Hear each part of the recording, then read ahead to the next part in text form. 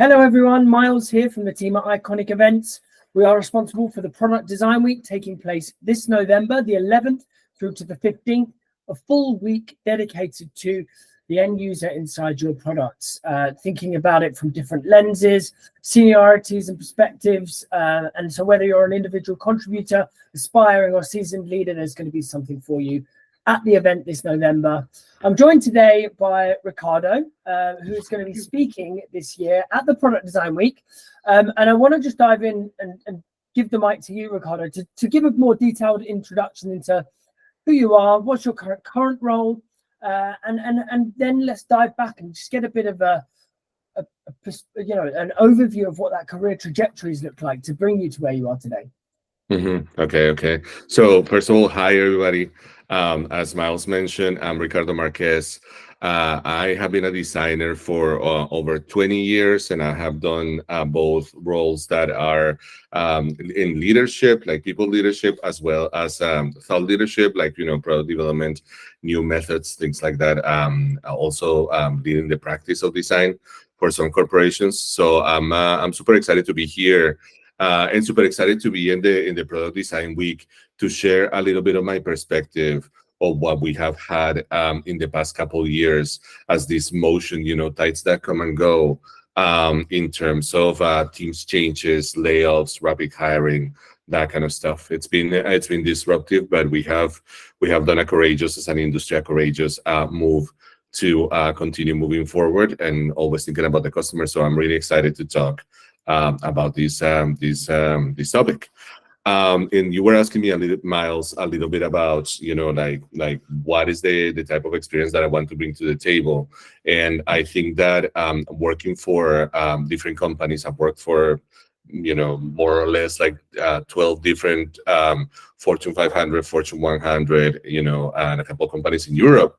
What I want to bring is perspective, like different points of view that I have gathered over time from these different contexts, different industries, different types of customers that we're solving for, and different design teams that you have to configure in order to solve for those products. So I'm really excited to share what I have learned, also from my experience, but also from experience from peers, and situations that I have been into. Awesome. Cheers, Ricardo. And I think that diversity of experience is going to be instrumental in translating some of the challenges of the topic you're going to be speaking about this year. I'd love to dig into that Sure. a bit further and learn a bit more about kind of give us the highlight of what this talk is going to be about, and really kind of what's inspired it. Like, why now is this such an important topic for the current state of UX? Right. So the talk is called Steadfast Amid Disruption. And the topic of the talk is how we as design leaders, and I'm talking about senior leaders. I'm also talking about mid-level managers, people who are studying the whole road of leadership too. So those three groups on how we can adapt to the current situation, as I mentioned before, of rapid team organization changes where a bunch of folks had to leave, rapid hiring where what that creates is also kind of like a backlash where like the teams need to grow really quickly, and that includes bringing more staff but also more contractors, and these motions, these tides create a lot of emotional tension, social, as a community, as a group inside a corporation or organization. It also creates a lot of tension. And my point is that we haven't talked about it openly yet. And that's something that in the next couple of years doesn't feel that it's going away, soon. So the reason why I got into this point is that since I had to be both on the side of being a leader, restructuring a team, and then at the same time part of the team that was leaving a corporation in the past 2 years, that got me thinking, that we are not prepared enough, and there's an opportunity to be proactive, to prepare for these kind of situations, to prepare our teams for those kind of situations, to create a sense of safety, but also a sense of support, no matter if you're, entering an organization or leaving an organization. That's awesome. And would you help people to understand maybe a little sneak peek of how you're going to communicate this? You might not have written it out yet, it's still 5 6 months away. But have you been thinking already about some ways, the key ways or insights you're going to be sharing to make it super tangible for people to grasp onto and actually take your experience into their own work? Right. No, you're right that, I have to confess that I haven't created the final script for this whole thing. But there are 3 insights that I want to bring to the table, with examples. The first one is that by doing a little bit of research, both talking to peers as well as like looking what is right now, in the marketing medium or in professional, like publications or in tech publications.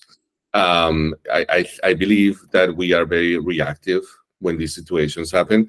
Even as leaders, we know with months in advance or weeks in advance where these things are happening. And that's where my whole notion of an opportunity to be more proactive about these things comes to play. And the second one is that, and this I have observed really closely, is that our middle management especially, but the folks who are like, frontline dealing with the stakeholders with the projects day to day are really not prepared for this kind of motion. And they are the first, people that the, laid off ICs come to when they need help, when they need, emotional support, when they need, even understanding like what is my next step. So I want to bring a little bit that to the talk, because there are I think there are things that are known but they're not declared, like explicitly communicated, and I want to gather some of those and summarize them so we can start a conversation. And then the third one is what I've been, like mentioning a couple of times already. We already have tools like imagine like basic things like empathy, for example, right? But at the same time, we have a capacity as design and as research to understand deeply root causes, of the emotional strain, of even like what is the context in the industry, and what are the things that actually influence our corporation or our teams. And I want to gather some of those and bring a couple of provocations, a couple of like, hey, what if we did this to the leaders? So it can be a talk about being proactive, but also being hopeful, not only about, like the hardships that we have had to go through these situations. I like the flavor of hope that comes through this talk. It's very important. We've got to stay positive. So obviously, you've talked a lot of what you talked about there seems like sort of operational and organizational design that we need to think about, like the way that the organization is set up to support right leaving the org. And there's the day that you're speaking on is the Design Leaders Conference. It's right. The 11th and 12th. One is stepping into leadership, up to like scaling design leadership. Now, obviously, that's going to attract a certain audience, but I'd love to get a sense from your own perspective, like who's this talk for, and what would you hope that they're going to take away as an aspiring or experienced leader, from your talk and start to embed in their work. Yeah. So as I mentioned before, my hope, and I don't know exactly which audience is attending the talks in terms of seniority. My hope is that the very senior leaders, the very seasoned leaders, can find a little bit of, can identify a little bit with the things that I'm going to bring to the table, and understand that we do have tools as leaders of full organizations to create a better environment, to be more proactive, as I mentioned before, to prepare people before the crisis for when things come to bear. And for the middle managers, what I hope is that, I can bring a couple of tools or more tactical, recommendations that they can start thinking about and applying for themselves, but also for their teams. And to your point about like, the part of process and operations, I think there is definitely a component for that, especially for the middle managers, because they're the ones who have to act, right? But there's also a component, and I think this applies to both mid management as well as like upper management of the organizations, of understanding the context on one side. So what is the motivation for your organization to move things forward, and what is going on around the industry, which I also think, ironically, that's a topic that we haven't declared well. But also there's a culture component to it. Like, how do you help people be more resilient when these crises come to play? Not only being resilient in developing their projects, how do you help people support each other as these crises come, so they can at least get to a point to express themselves and express their emotions as well as they can as things are moving forward, right? And again, that takes work before, not during the crisis. I can imagine a very lovely Q&A session after this. I imagine I hope so. Very well. So just on this topic, because it's such a topical one, where do you see the market now? Are you seeing, personally, from your sort of holistic perspective, how are you finding on the state side the industry's looking in design now? Are you thinking it's kind of coming out of this cycle of redundancies and layoffs, or do you think we're still in the thick of it? No, yes. I think we're still in some flavor of that thick of it. What I'm going to share right now, it's an opinion, right? Just an observation from my own personal experience. I believe that we have evolved as design as a practice to get to some type of scale, even if we're never, like to the scale that our organization would need, right? We're always like covering a third to half of the projects in the ongoing projects in an articulated manner, let's put it that way. But what I believe is that a lot of the assumptions that we have had in the past 20 years of what design does and what research does, and all the other, adjacent things of experience, disciplines of experience, need to step back and revise those assumptions. And for example, staying as an internal agency for a corporation might work for some cases, but it works in a very different way that it used to work 10 years ago. Or the way that the outputs or the deliverables that we have today are much more tactical than they were 10 years ago, when there was a much stronger component of strategy. And these are things that are healthy to bring to the table, because even beyond, layoffs and restructuring, there is a general frustration about the impact that the design can create. And from my experience, I think we are creating the impact, that is an impact that is tangible, but it's different from the impact that we expect as a practice, as a discipline. Even in terms of like time frames or things like that, people want to create a strategic impact really quickly, and I'm talking to the practitioners. But sometimes the organization or the industry or the sector is not ready for that, and that is those assumptions is what I think we should revisit, in order to move forward and evolve and consolidate ourselves as that third leg of product development, which we are still in the process of, explaining to others like product and engineering what we do, but explaining it to ourselves in a way that we can scale much faster in the future. And that's my hope, that we will continue that journey much better. Yeah. Amazing. Ricardo, we're very excited to welcome you to spark this conversation this November.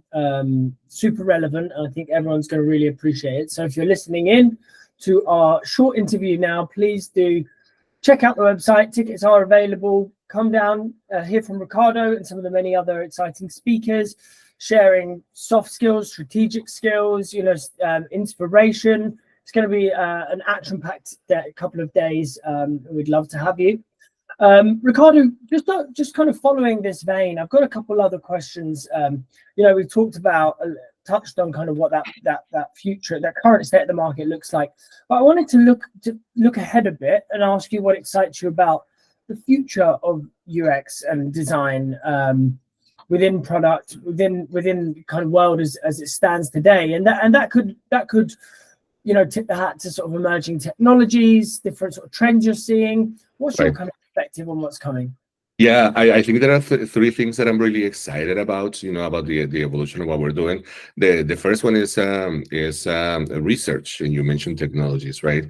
AI is getting everywhere, to be around us, and I think that research for the longest time has been very deep into understanding the why of customers, doing a lot of qualitative research, doing a lot of going deeper into the human, aspect of how people use products and services. And I think for the future, because of the influence of AI, because of the influence of much stronger platforms, we are going to get closer, as the activity of research, right, to be more data driven, and that brings forth more power and more responsibility. The power is that if we can get research, we can all help each other to get research, to start combining qualitative and quantitative sources and synthesize them well, then the power of making decisions is going to improve, and the quality of those decisions. And then on the other side, the responsibility is that inclusivity and diversity, as much as they have been a soft topic, in the background, because of the type of data that we're looking at and the scale of data, now they become almost like a needed requirement. And choosing your samples well when you're doing research, for example, to make it more diverse and more inclusive, it's going to be very, very rewarding, but at the same time necessary. The second one is, in terms of design, that we are going to have to change our mindset on how the design is developed and how experiments are developed, now having AI on the table. And as I mentioned to you before offline, that's why I've been, spending the past year talking about the connection between being human-centric, the business of making products with the current technology, and artificial intelligence. Because there are a lot of assumptions from the old way of making products that can quickly turn into unintended consequences. And I think that the designers, by leveraging that power of the technology throughout their design process, in every cycle or every phase, can actually close those gaps and start including cases that are more aware of the consequences of technology and automation, and also more aware of the different emotions that can create, or different behaviors that can create on people. And that is basically greenfield for us to move forward. And then the third one is, because of these two changes, right, we are going to get more insightful. And even if it's a different type of conversation that it was before, we are going to get much more tangible and tactical involved in the product process and in the systems process development. So my hope is that we can find ourselves, changing our current mindset that we have developed, in order to get more ingrained into that system, that platform development, and develop the experiences that we want. They're going to be very different because they're platformized from what they were before, but they're going to be, they can still be very human and supportive. So I think that is the hope for designing product development. But it's going to have some steep curves there that we need to deal with, and that's why I think it's so key to step back and change our assumptions. I really appreciate that. Such a detail. It's like you rehearsed that one, and it's a great. You had that one ready to go. I think that's you're bringing a lot of aspiration and hope for the future, which I'm really appreciating, Ricardo. So looking forward. Okay. Well, my last couple of questions, really. Sure. Well, actually, I've got one more I want to ask you before we come on to these sort of last personal and fun questions. I want people to get to know you a little bit so that they can break the ice when they come and meet you. But before we dive into those, I have one final question. Sure. And it's just to ask, be it regarding your talk topic or outside of it, for people who are aspiring designers, perhaps design leaders, what would you advise them on that advancement of their career? What might you have wanted to know? I'm going to assume that they have done, look into how our process works, how they fit into the projects. Like those are things that we all do as a general practice. I think one thing that I have found that has been really useful to me, and I try to bring to the people that I coach and to the teams that I lead, is to understand the context.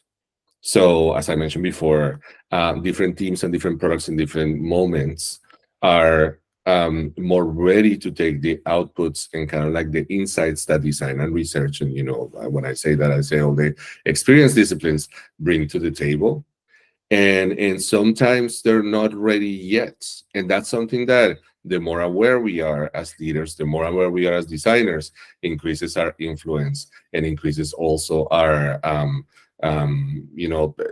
tactical participation on the delivery that whatever the business wants to do, right? And part of it, to that point, in terms of understanding the context, means also that I think Erica Holt said it really well. We are connected to the business model. And the design decisions have to do with that business model. And the business model also has an evolution as well as the market. So if we don't understand those two things, the context of the organization and the product, and how design touches the business model, and short-term and long-term, then it's going to be, there is the risk of always be a little bit off in terms of synchronicity, with the corporation or with the organization that we work with. So that would be kind of like my main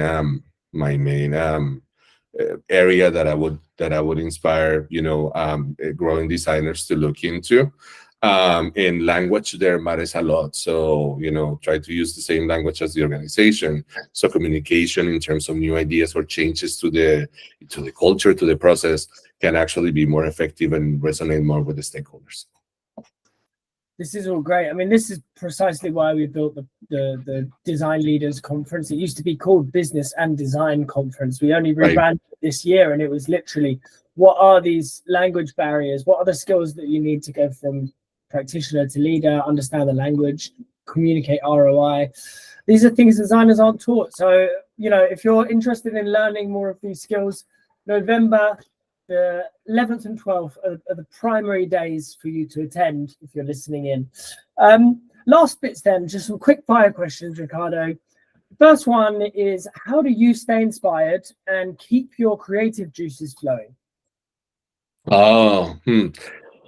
I am trying to look into other professions nowadays, which is interesting. So, in the way that I have fall into it is, I contact other designers or their peers, and they're doing other activities. So, for example, one of the things that got me inspired these days is a couple of folks who are writing books, but also blogs, and a couple of friends who are trying to connect the process of music, of creating music, like for example in jazz, to how you apply that process into design development and product development.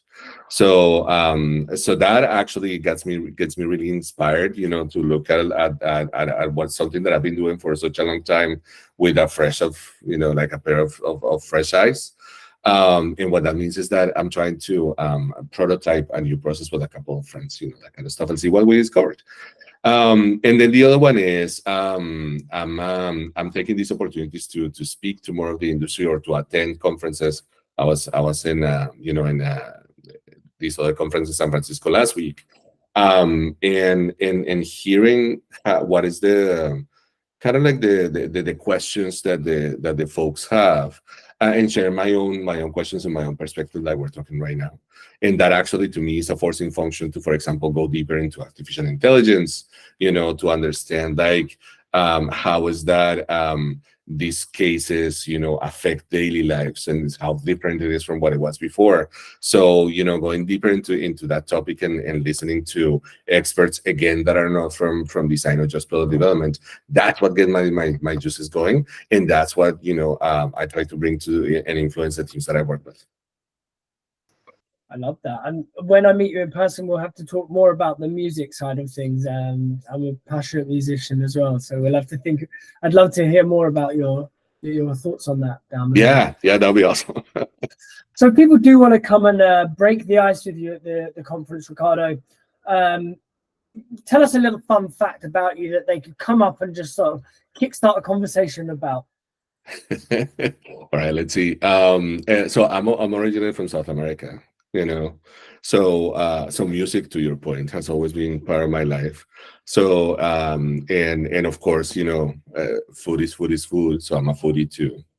So if you want to talk food, or music, or design, then let's get together. Let's get to know each other. And also, like I'm trying to. I'm always very like open and collaborative. I'm in between introvert and extrovert. I think they call it ambivert. I think it is. I might not be the loudest, but I'm definitely good for up to a good conversation. So I'm looking forward to seeing the folks in November. Amazing. All right, awesome. My very last question for you before I let you go, and this might be a bit of a curveball. If you weren't a designer, if you weren't in UX or product design, what career do you think you might have chosen? I think I have two answers to that. Like if I would have been, back in school, I think I would have gone much deeper into physical product creation, like mechanical engineering or something like that. Because I've discovered over time and with friends too on the differences, but also the similarities of that type of design, and it's very I really love that part of the craft, So I would do a little bit of that. But if you ask me more recently of what I would have done, I really love what we do in terms of product development.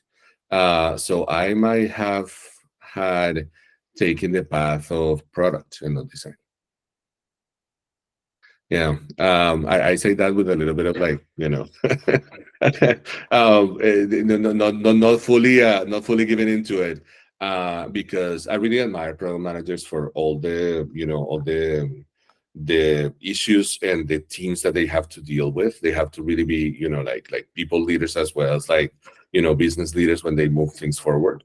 But I also think that I could create a lot of impact if I was on that side of the house.